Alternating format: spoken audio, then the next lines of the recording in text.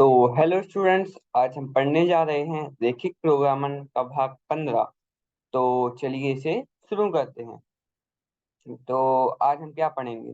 तो आज हम पढ़ने वाले हैं उत्पादन संबंधी समस्याओं के बारे में।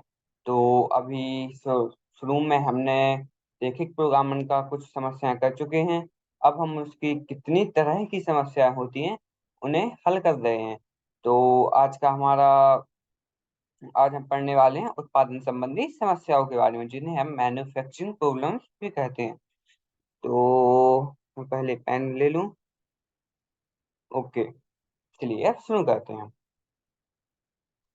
तो इसमें हमें दिया गया है कि तो उदाहरण 10 में हमें दिया गया है कि एक उत्पादन के कारखाने में तीन मशीनें, एक दो तीन लगी हैं। तो यहाँ पर हमें एक उत्पादन के कारखाने के बारे में बताया गया है, जहाँ पर एक दो व तीन मशीनें लगी हैं। ठीक है। तो मशीन एक और दो अधिकतम 12 घंटे तक चलाए जाने की क्षमता रखती हैं। ठीक है। तो मशीन एक है और मशीन दो है, ये दोनों 12 घंटे तक ही चल सकती हैं। ठीक है। जबकि मशीन तीन प्रतिदिन कम से कम 5 घंटे चलना चाहिए, और मशीन तीन है वो कम से कम 5 घंटे चलना ही चाहिए, जो कि प्रतिदिन। ठीक है। तो निर्माणकर्ता केवल दो प्रकार के सामान एम और एन का उत्पादन करता है। ठीक है। तो जिसके पास मशीन है वो एम और एन दो प्रकार के सामान का उत्पादन करता है, जिनमें प्रत्येक के उत्पादन में तीन मशीनों की आवश्यकता होती है। एम और एन के प्रत्येक उत्पाद के एक नग उत्पाद में तीनों मशीनों के संगठन लगे समय घंटों में निम्नलिखित सारणी में दिए गए हैं। ठीक है। तो यहाँ पर एम और एन दो सामान हैं जो कि मशीनों से बनते हैं, और जहाँ पर तीनों मशीनों के प्रयोग किया जाता है। ठीक है। तो देखिए, अब इस टेबल में दिया गया है कि एम और एन कैसे बनते हैं। देखिए, तो एम बनाने के लिए मशीन एक मुझे 1 घंटा का प्रयोग करना पड़ता है, मशीन दो का मुझे 2 घंटा के लिए प्रयोग करना पड़ता है, और मशीन तीन का मुझे 1 घंटा के लिए प्रयोग करना पड़ता है। अब एन बनाने के लिए मुझे मशीन एक का 2 घंटे के लिए प्रयोग करना पड़ता है, मशीन दो का मुझे 1 घंटे के लिए प्रयोग करना पड़ता है, मशीन तीन का मुझे 1.25 घंटे के लिए प्रयोग करना पड़ता है। ठीक है। तो यहाँ से आप सीधा सीधा समझ गए होंगे कि हमारे पास जो एक दो तीनों तीनों मशीन है वह 8 घंटे, 12 घंटे, 12 घंटे और 5 घंटे तक ही चलेंगी। तो यह हमारे व्यवरोध या फिर समीकरण हो जाएंगे।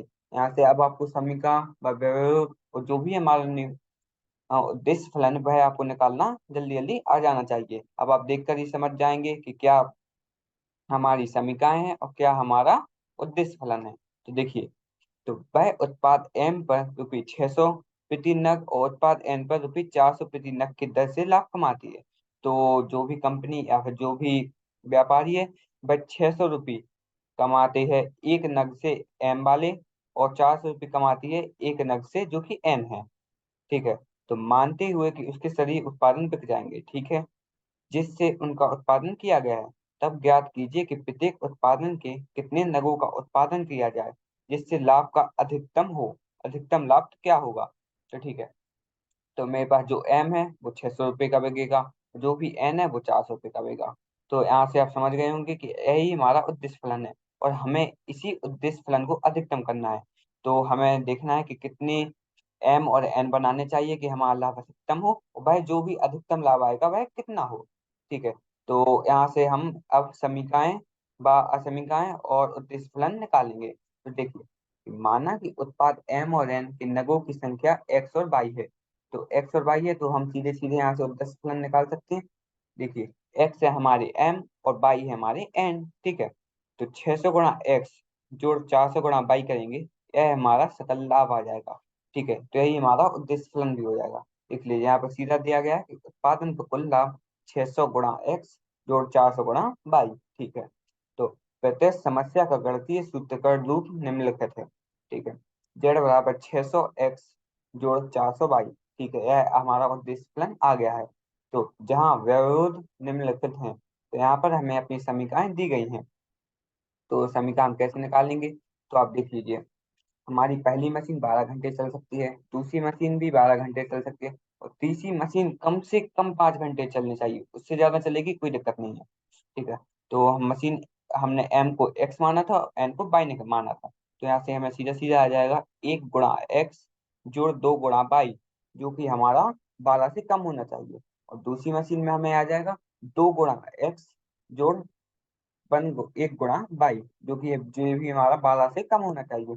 देख लीजिए यहाँ से सीधा आ गया है, एक्स जोड़ दो बाई हमारे 12 से कम होना चाहिए, जो कि मशीन एक पर व्यवरोध है। और दो एक्स जोड़ बाई, यह भी हमारा 12 से कम या फिर उसके बराबर होना चाहिए, जो कि मशीन दो पर व्यवरोध है। ठीक है। अब हम तीसरा देखेंगे, जहाँ पर हमें दिया गया है कि तीसरी मशीन में हम देखेंगे कि एक्स जोड़ 1.25 बाई, 1.25 को हम लिख सकते हैं, क्या लिखेंगे, वह हम उसे लिख सकते हैं 5/4। ठीक है, तो हम उसे जैसे ही 5/4 लिखेंगे, उसमें हम बाई का गुणांक करेंगे, यह हमारा 5 से बड़ा है या फिर 5 के बराबर होना चाहिए। यह हमारा मशीन 3 पर समीका है। ठीक है, और यहाँ पर एक्स और वाई 0 से बड़े होने चाहिए, यह कि बहुत ही सरल है, एक्स और वाई हमेशा 0 से बड़े ही होते हैं। ठीक है, तो अब हम आगे देखते हैं। तो आगे हमें क्या, एक एक करके हम जितनी भी हमारी समीकरण या फिर व्यवरोध निकले हैं, उन्हें हम ग्राफ पर प्लॉट करेंगे। ठीक है, तो हमने कैसे सरलता से प्लॉट करते हैं, पहले हम एक्स को 0 रखेंगे और बाई का मान निकालेंगे, फिर बाई को 0 रखेंगे और एक्स का मान निकालेंगे। इस तरह से हमारी जैसे ही दोनों बिंदु निकल आए, हम उन्हें सीधा जोड़ देंगे और हमारा मतलब ग्राफ पर आलेख पर हमारी लाइन प्लॉट हो जाएगी। तो ठीक है, तो जैसे ही हम एक्स को 0 रखा मैंने, यह आ जाएगा 0 जोड़ दो बाई, जो कि 12 से बराबर होना चाहिए। यहाँ से बाई का मान सीधा सीधा आ जाएगा 6, जो कि होगा 12/2।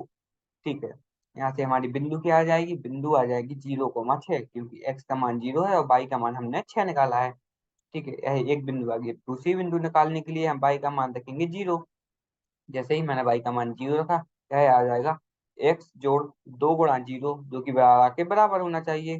ठीक है, तो यहाँ से 2 गुणा 0 हो जाएगा 0, तो एक्स का मान सीधा सीधा 12 हो जाएगा। ठीक है, तो यहाँ से हमारी बिंदु कितनी निकल आई, 12,0। यहाँ पर बाई का मान 0 है, एक्स का मान 12 है। चलिए अब इसे ग्राफ पर प्लॉट करके देखते हैं। तो यहाँ पर आप देखेंगे कि एक्स का मान 0 है, इसका मतलब यह बिंदु बाई अक्ष पर आने वाली है। तो यह रहा हमारा बाई अक्ष पर एक्स का मान 0 होगा और बाई का मान कितना है, 6। बाई का मान 6 होगा हमारी इस बिंदु पर। तो इस बिंदु पर एक्स का मान 0 है, बाई का मान 6 है, तो हमारी पहली बिंदु निकल आई है।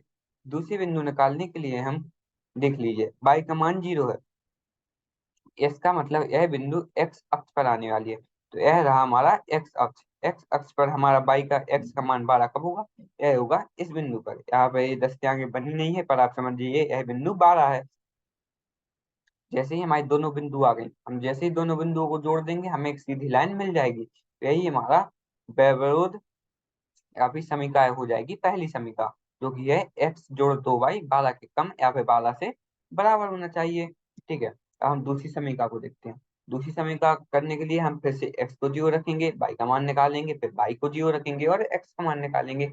एक बार आप सभी जो भी मैंने उदाहरण दिया है वो मेरे साथ करते जाइएगा, और मेरे मेरे करने के देखने से पहले कुछ खुद भी एक बार ग्राफ पर ये बिंदु प्लॉट करके देखिएगा। इससे आपका अभ्यास अच्छे से होगा और आपको जो भी आपके एग्जाम या फिर जो भी परीक्षा होगी उसमें दिक्कत नहीं आएगी। ठीक है, तो जैसे ही हम एक्स का मान 0 रखते हैं, यहाँ पर आ जाएगा 2 गुणा 0 जोड़ बाई, यह हमारा 12 के बराबर होना चाहिए। ठीक है, यहाँ से बाई का मान सीधा सीधा 12 हो जाएगा और हमारी बिंदु निकल आएगी 0,12। यहाँ से हम फिर निकालते हैं बाई का, बाई बराबर हम रखेंगे 0।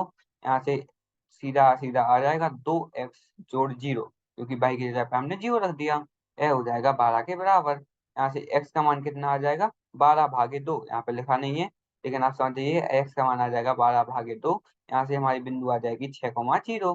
ठीक है, तो जैसे ही हमारी पूरी बिंदु आ गई, हमने अब दोनों बिंदुओं को प्लॉट कर देंगे। तो हमारी पहली बिंदु है 0,12। 0,12 कहाँ पर आएगी, यह आएगी बाई अक्ष पर, क्योंकि यहाँ पर एक्स का मान 0 रहते 0 है। तो यह लाइन है हमारी एक्स अक्ष। आप यहाँ पर देख लीजिए, यहाँ पर लिखा नहीं है, पर यह बिंदु को हमने बाई बराबर 12 मान लिया है, तो यह बिंदु हमारी एक बिंदु हो जाएगी। दूसरी बिंदु है हमारी 6,0। 6,0 कैसे आएगा, यह बिंदु हमारी आएगी एक्स अक्ष पर, क्योंकि यहाँ पर बाई का मान 0 है। तो 6,0 यह बिंदु आ गई। जैसे हम दोनों बिंदुओं को जोड़ेंगे, हमारी सीधी लाइन आ जाएगी। तीसरी बिंदु निकालने के लिए भी हम यही करेंगे। पहले मैंने एक्स का मान 0 रखा, तो बाई का मान आ जाएगा 4। तो जैसे ही हमारी बिंदु क्या निकल आएगी, 0,4। अब मैंने बाई का मान 0 रखा। ठीक है, जैसे ही मैं बाई का मान 0 रखता हूँ, एक्स का मान आ जाएगा 5। ठीक है, जैसे दोनों दूसरी बिंदु भी निकल आएगी 5,0।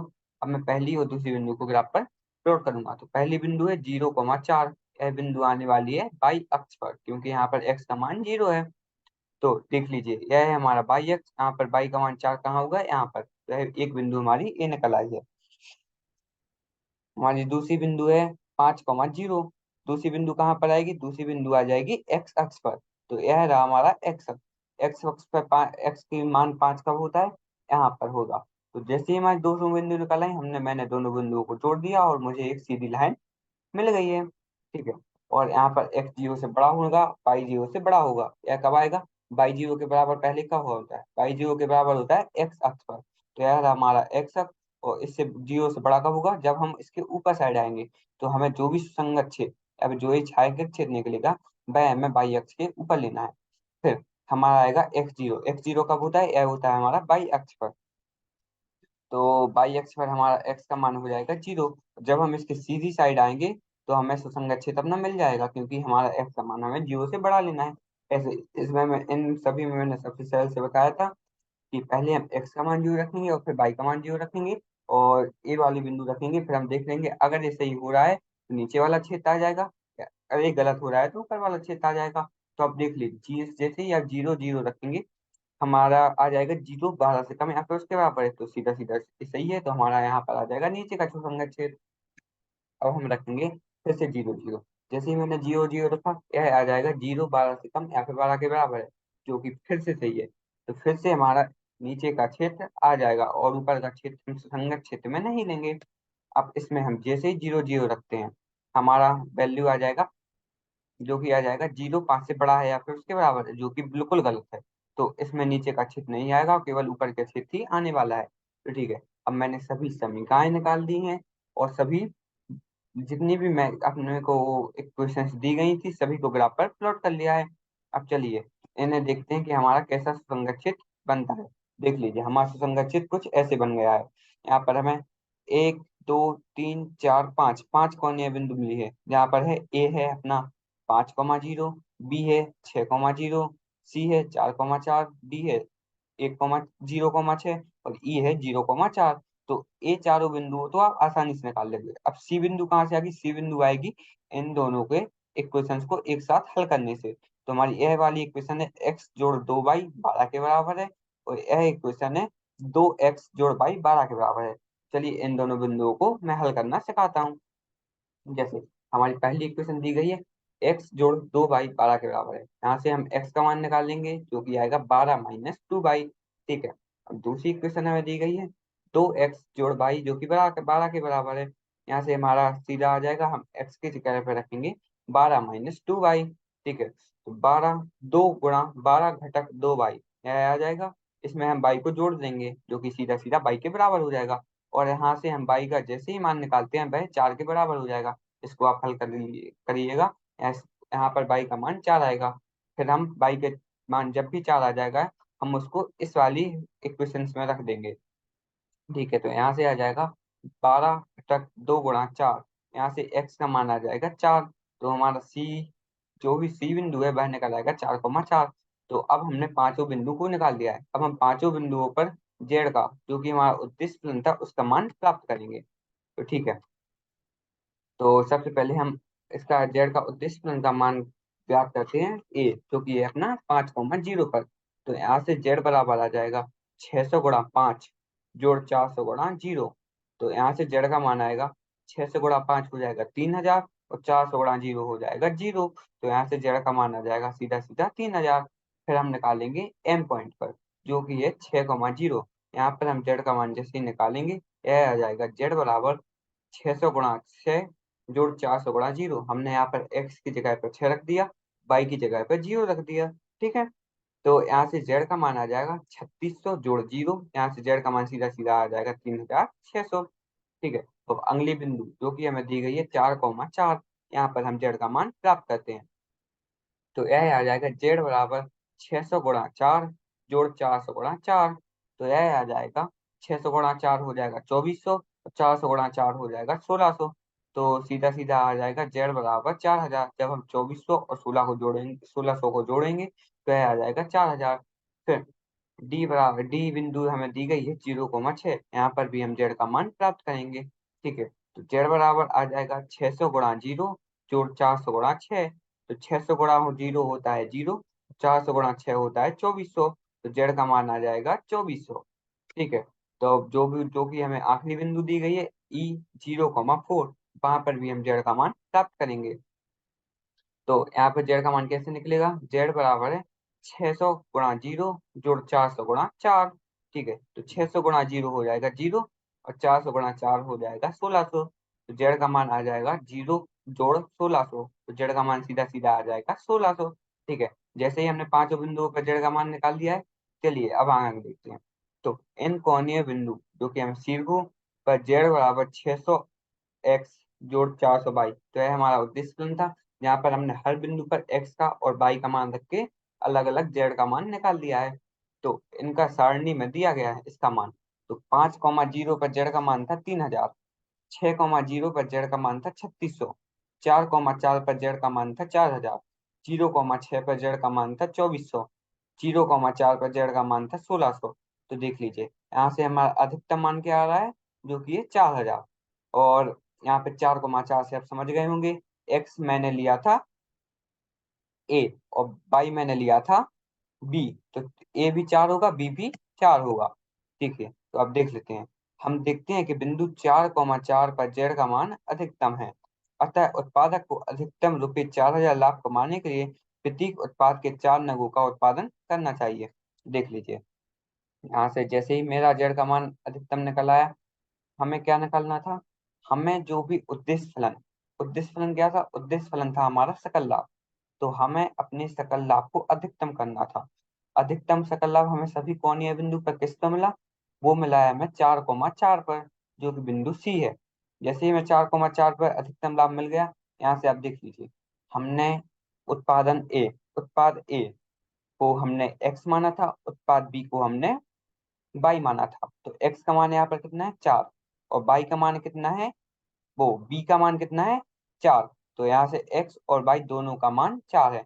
तो अधिकतम लाभ है उसका 4000, उत्पाद उसका है 4 और 4।